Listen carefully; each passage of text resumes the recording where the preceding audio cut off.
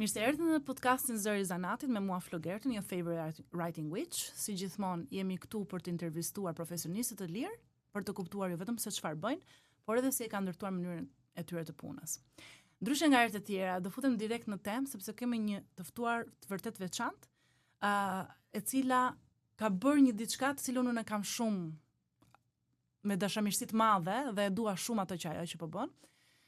Kemi të ftuar Dorentina Kraba, okay, e cila është duke ndërtuar nga zero Dorentina Brand. Është një nisëm shumë e veçantë, është një brand shqiptar e cila reinterpreton kostumet etnografike, veshjet shqiptare të vjetra në mënyrë moderne që të vinë në kohën e sotme. Në 30 minutat e ardhshme do flasim pikërisht me të, kështu që le të hyjmë direkt në temë. Dhe themi mirë se erdhe Dorentina. Mirë se u gjeta, faleminderit për ftesën. Faleminderit shumë që erdhe. Jam shumë e nderuar që të kam. Faleminderit juve. Dhe përshëndes edhe Gjulianën që të sugjeroj, by the way, që kemi Gjuliana.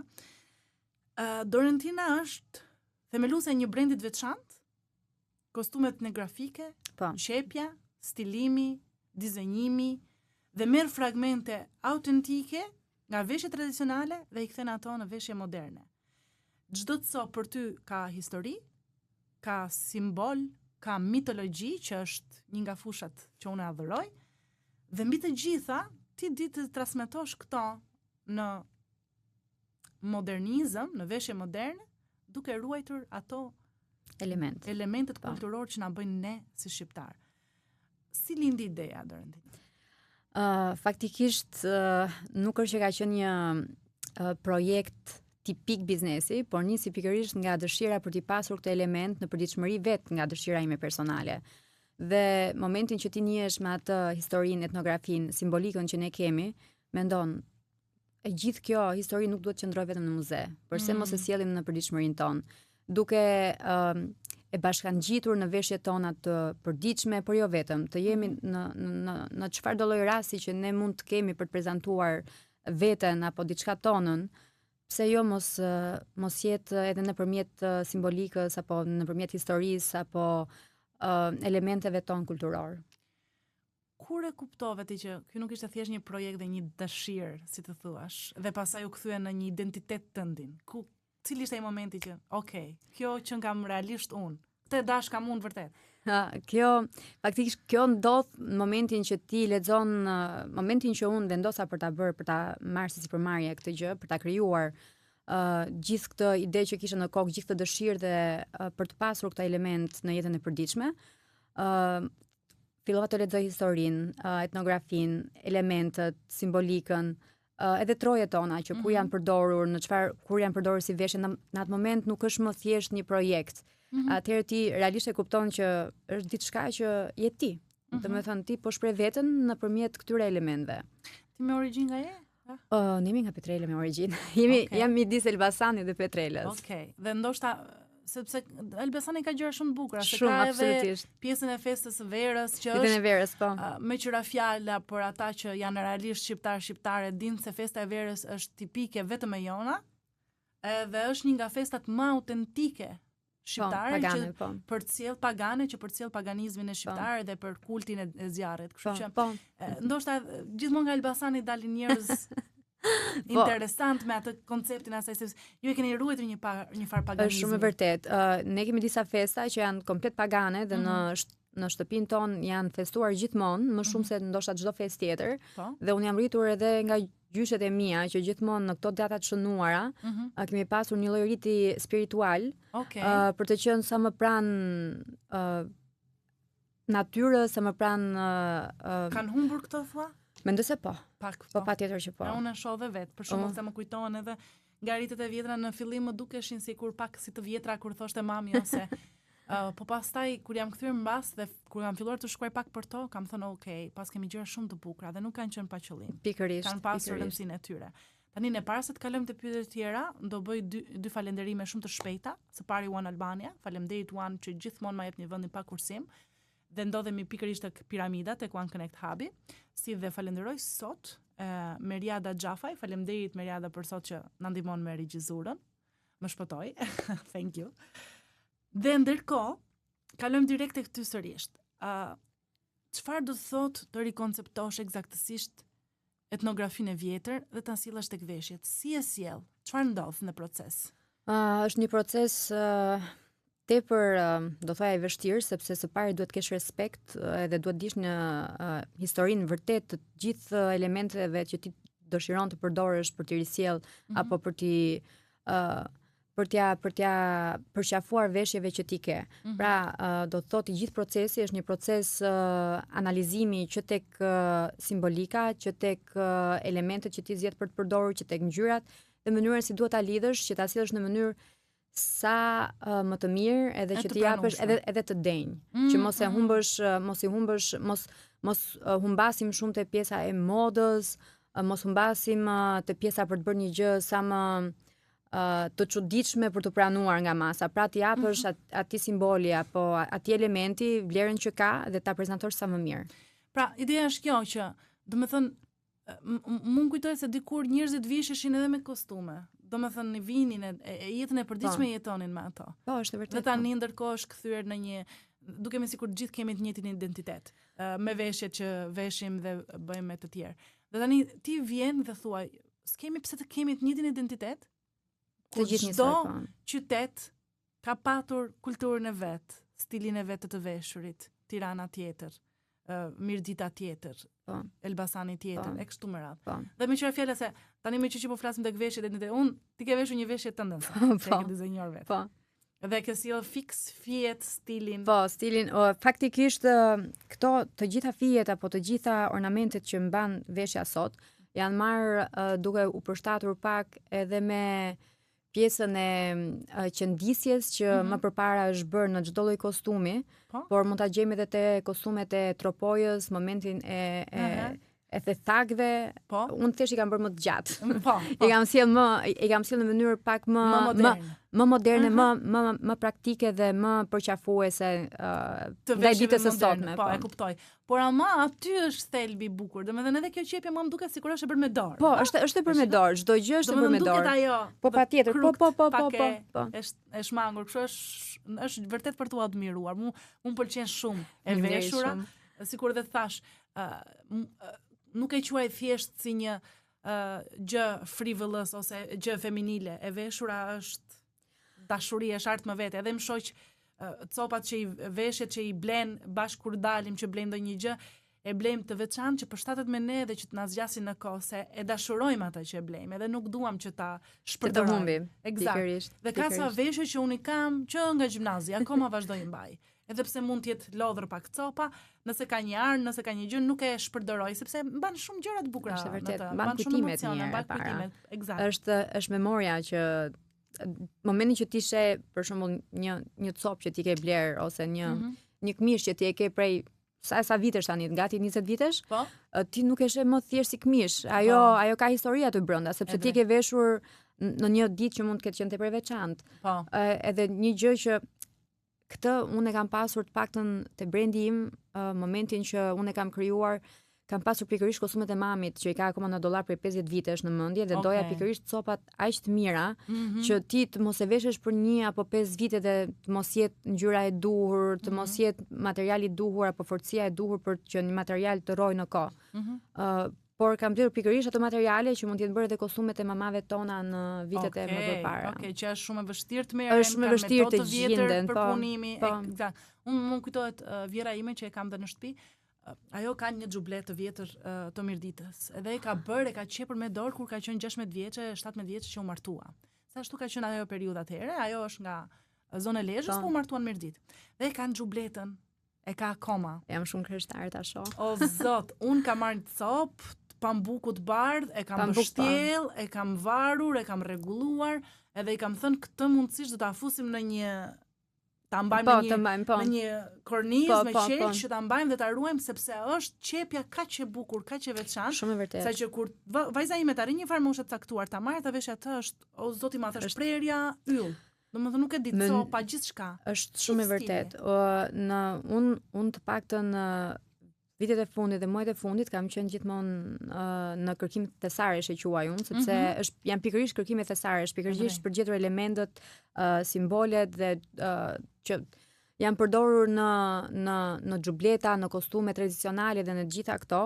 E para gjë që jam vënë re dhe që jam agjepsur është mënyra e qepjes aq fine dhe aq e precize sa që nuk e gjen dot edhe te veshjet që i bëhen me makineri.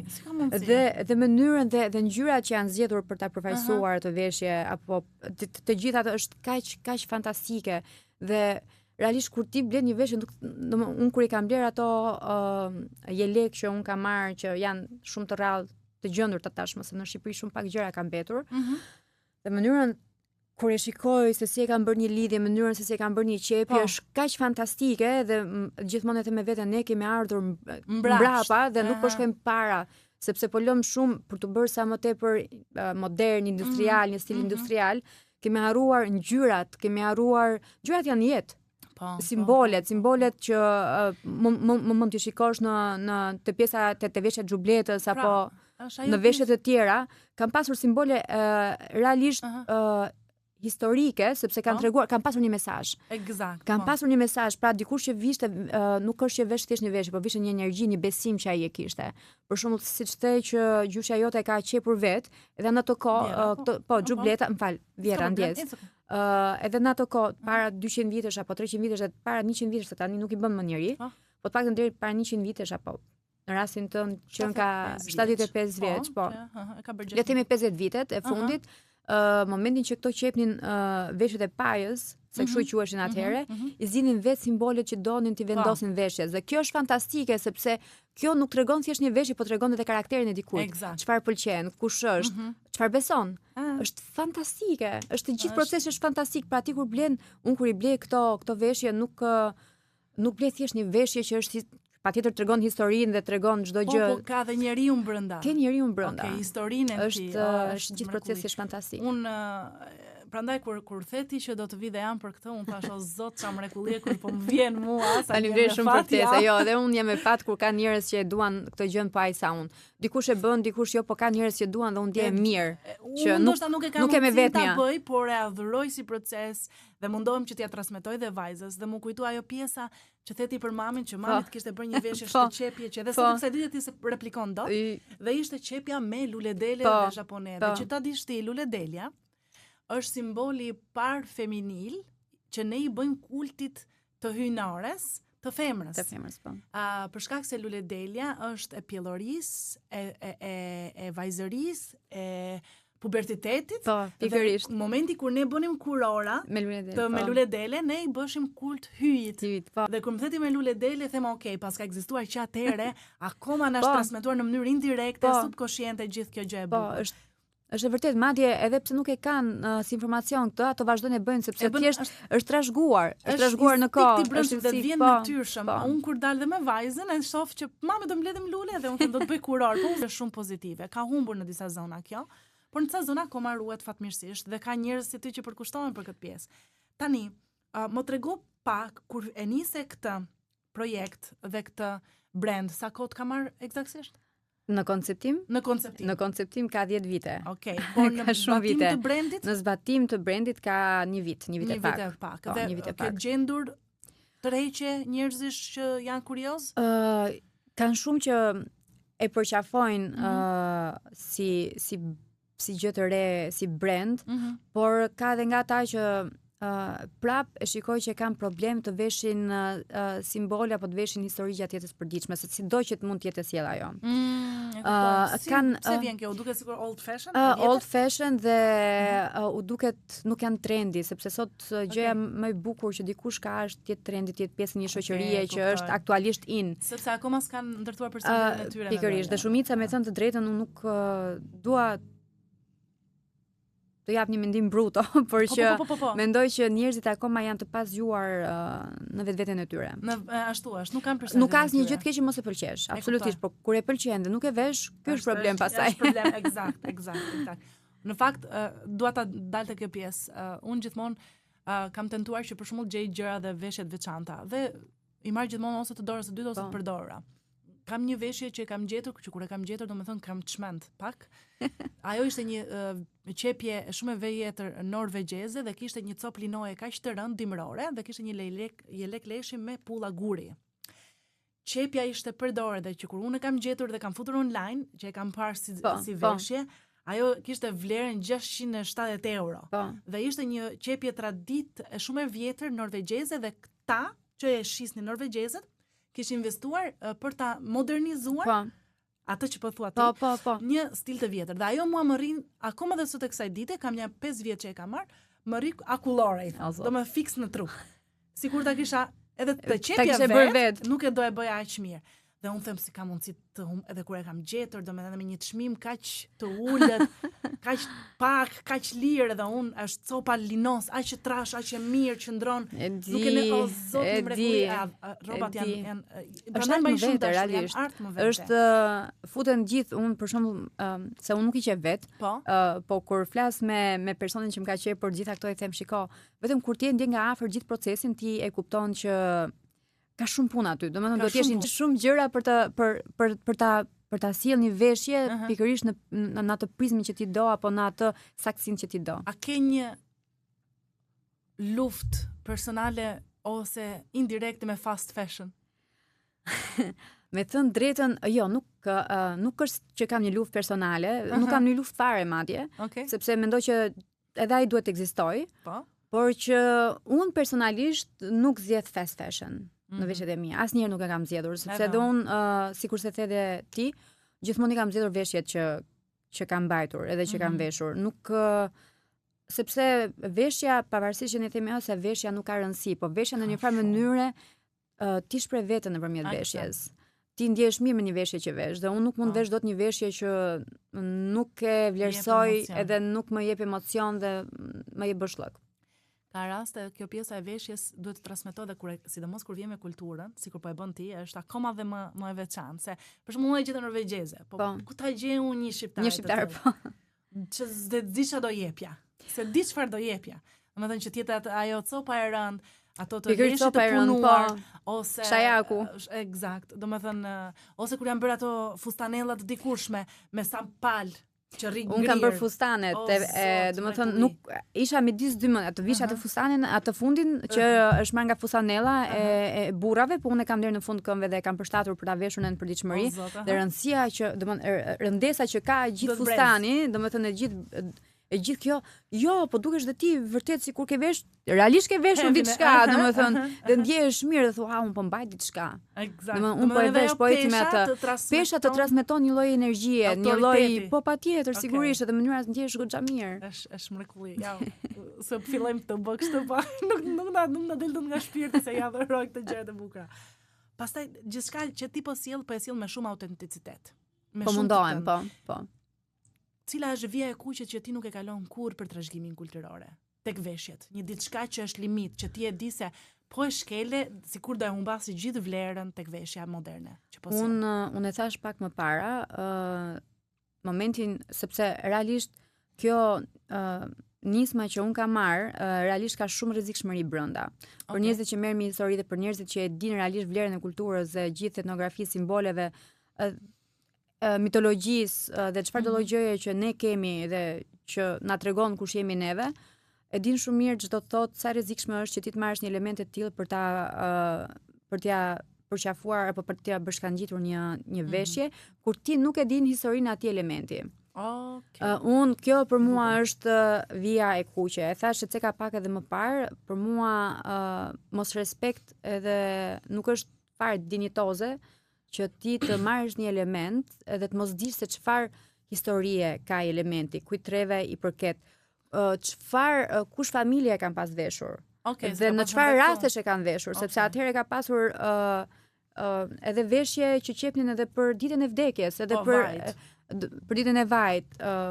Ka pasur veshje që identifikoheshin vajzat që ishin akoma beqare, ka pasur veshje që identifikoheshin vajza që ishin të martuara, domethënë gratë e martuara, ose që lindin sa po lindin fëmijë, domethënë se cila veshje kishte një ka pas një simbolik dhe ti kur e merr këtë simbolikën nga ajo veshje dhe do ta bashkangjitësh diku, të mos e dish historinë e saj, të mos e dish simbolikën, absolutisht fyerje dhe kjo për mua është vija e kuqe. Kjo është vija e kuqe që ti nuk e kalon.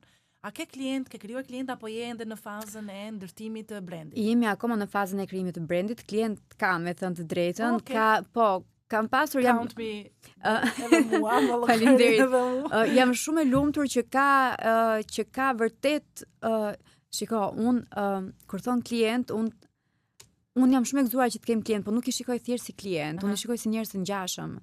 Edhe për mua është shumë emocionale se sa thjesht proces shitje dhe ato njerëz që kanë përqafuar këtë brand apo këtë lloj qasje është shumë e madhe se sa ajo vlera monetare. Unë jam në fillim dhe patjetër unë e di shumë mirë sepse jam supermarket dhe në punë të tjera dhe di shumë mirë çdo të thotë që të krijosh brandin dhe të krijosh identitetin, sepse jemi në një botë që e tham që është shumë industriale, ka shumë aty jashtë që gjithkush mund të zgjidhte për një veshje sa më të thjeshtë që mos lodhe dhe mos. Sepse jeta është bërë shumë e lodhshme, shumë e shpejt dhe nuk është që kanë shumë kohë njerëzit për ta ndonjëherë shkojnë me zgjidhje më të shpejt që është aty. Dhe mua ato pa klientë që janë, unë mendoj që kam shumë, sepse janë njerëz që vërtet e dinë historinë, e duan dhe e kuptojnë se çfarë po bëj unë. Kjo është shumë e rëndësishme. Më the një gjë shumë të bukur për fazat e jetës. Kanë pasur gjë, nëse s'gaboj, edhe për pagëzimin, ë? Nuk kam shkuar për pagëzimin, po e kanë, po patjetër e kanë. Kam pasur një veshje që e vishin ditën që pagëzoheshin. Po unë nuk kam shkuar deri aty se e di është po do pagëzoj vajzën ditën tjetër. Edhe kjo është pak një vijë. Prandaj po mendoj. Okay. Edhe kjo është pak po të paralajmëroj që tash se informacionin e kam, por edhe kjo është pak një fushë me e minuar, sepse në momentin që ti fut simbolika, unë kam futur vetëm një fustan, një simbolik kryqi këtu, me qenë se po Shqipëria nuk dua të hyj te pjesa e fetare, më kupton? Dua të hyj, po dua të hyj bukur, lehtë edhe me stil që mos ndjehet. Domethënë që sepse këtu, sidomos në vitet e fundit e kam parë që është bërë pak goxha më është dhënë më shumë seks pjesës fetare në Shqipëri. Edhe interesante, se kemi patur asnjëherë. Nuk duhet të ndryshoj kjo pjesë, mendoj unë. Duhet të ekzistojë. Pikërisht, edhe unë prandaj dua ta fus në mënyrë sepse gjithsesi edhe kur kemi qenë katolik, edhe që ka qenë kultura së fundi atëherë ajo ka. Edhe veshjet që bëshin edhe kur kemi qenë pagan, edhe pas paganizmit që ishte po pse të mos i ndërthurim në fund? Po pikërisht mund ta ndërthurim, po unë jam në momentin fillestar dhe nuk dua të luaj dhe të provokoj me këtë lloj simbolikash. Kështu që më mirë i mbahesh asaj të vjetrës dhe tradicionales, e cila është e njohur dhe tashmë rigoroze në kufizimin e saj. Unë nuk po them që nuk do fus, po mënyra që si do ta fus do të jetë në mënyrë artistike. E kuptoj. Dhe fine, dhe jo thjesht në mënyrë fetare. Si tani puna artizanale, sikur the ti, është shumë e ngarkuar, shumë për kushtim, do shumë studim. Po cila është kosto e vërtet? Ti the 10 vjet në konceptime, shumë njerëz nuk arrin ta konceptojnë. Sa do thoja, kostaja kohore dhe mendimit dhe proceset të mendimit se si që në fillim kur ti e ke këtë dëshirën e madhe për ta sjellë në jetë këtë lloj projekti dhe ti mendon a duhet, a jam unë personi i duhur, a duhet ta bëj këtë, a do jem në gjendje ta mbaj, sepse realisht është përgjegjësi, unë e thash është përgjegjësi dhe unë jam njëri që ndjej përgjegjësi për çfarëdo lloj gjëje që bëj. Dhe prandaj mundohem që të luaj lehtëshëm për momentin derisa të vi në pikën që kam marrë informacionet e duhura, të thelluara për të lëvizur edhe në lëmet e tjera pastaj të etnografisë tonë. Po është një punë kolosale, është një punë realisht kolosale, sepse nuk ka të bëjë vetëm me pjesën e konceptimit edhe me pjesën e mendimit dhe procesit që është një patjetër shumë i rëndësishëm si proces, ka të bëjë me zgjedhjen e materialit, zgjedhjen e elementëve, simbolikën, do shkosh te artizanët që mua më vjen keq që kemi artizanë kaq të mirë dhe nuk u njihet gjithë bagazhi që kanë dhe gjithë informacioni që kanë dhe gjithë ato duart e arta që kanë që i punojnë që te filigrani që pothuajse është në zhdukje, vetëm në Shkodër ka edhe në Prizren. Po unë nuk pretendoj që të bëhet filigrani dhe të punohet si para 200 apo 300 apo para 800 vitesh. Po të paktën të mos humbasi dhe më vjen shumë keq, më vjen vërtet shumë keq që nuk motivohen artizanët tonë, qoftë edhe te bakri, për shembull kanë bërë 3 breza bakri. Dhe ai kishte shumë të drejtë dhe po I thoja për çmimin. Edhe më dha një çmim goxha të konsiderueshëm, edhe tha, po un po ta them se sa është vlera reale. Po ta them vlerën reale, po nuk po ta them se sa mori, sepse është goxha vlerë shumë e konsiderueshme. Më tha 70.000 lekë shkon, qofse un do ta hapja punishën të punoja çdo ditë. Por duke qenë që çdo lloj makinerie dhe çdo lloj pune do ta vendos vetëm për ty, po. Kosta ajo është shumë e madhe. E kuptoj. Dhe nuk e di pse nuk jepet ndonjë projekt për artizanët që t'i mbajmë dhe të mos I humbim.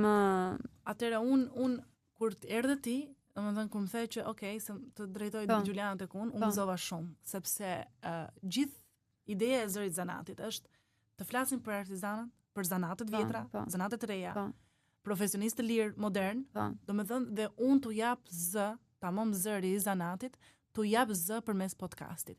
Të gjithë kush vjen këtu, vin realisht sepse duan të flasin për atë që është me vlerë, sikur foli Gentiana herën e kaluar për pjesën e gjuhës shqipe, sikur foli edhe Silvana për pjesën e psikologës e shumë të tjera.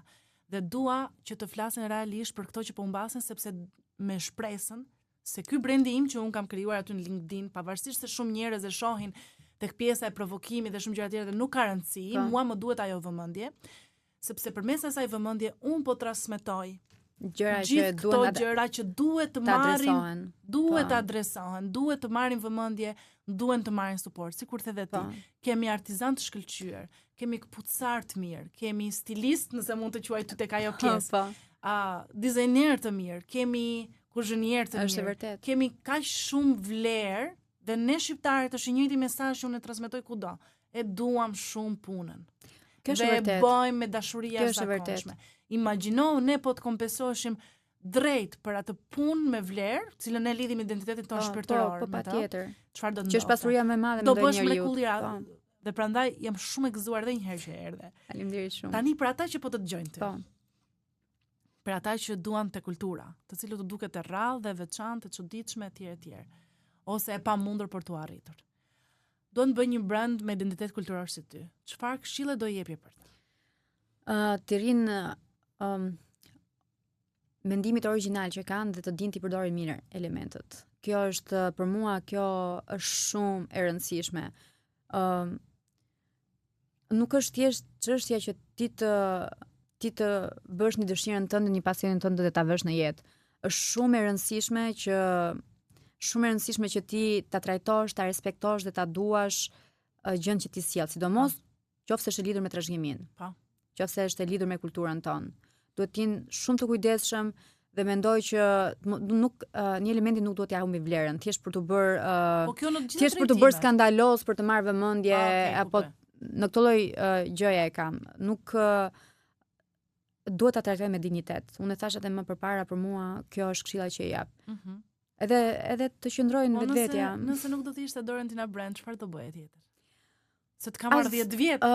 Është 10 vjet, me thënë të drejtën, unë kam edhe 2 sipërmarrje të tjera, po që janë po më aq pasion, por nuk do bëj asgjë, mendoj, do vazhdoj, do këmbgulje për këtë deri në fund. Po. Unë kam dashur që në vogli, unë ta thash që kur qëndise me mamin, që mamin na qepte fustanet, që atëherë gjithmonë e kam parë veten që do qepja dikur. Tani unë vërtet nuk po qep vet, por kam po ideon, po dizenjon. Unë skicat janë të mia.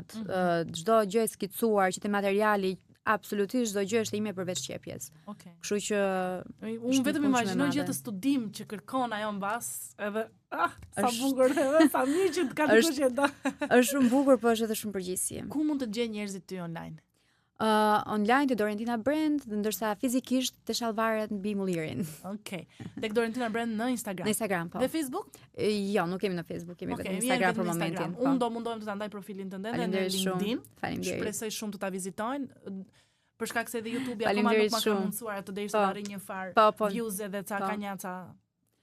Është vetëm ideja. Faleminderit shumë. Do ta shpërndaj me gjithë qejf, do flas me gjithë qejf për këtë dhe do doja shumë që të vinë tek ty dhe të bëjnë gjëra të veçanta, qoftë edhe për martesë, qoftë edhe për fejesë. Do ishte fantastike. Janë gjëra, pse të mos ruhet ajo tradita që thet ti, që momentet e veçanta të jetës të marrin realisht gjëra të veçanta, vendase, shqiptare, edhe pak moderne. Po patjetër, pse jo? Patjetër. Faleminderit shumë.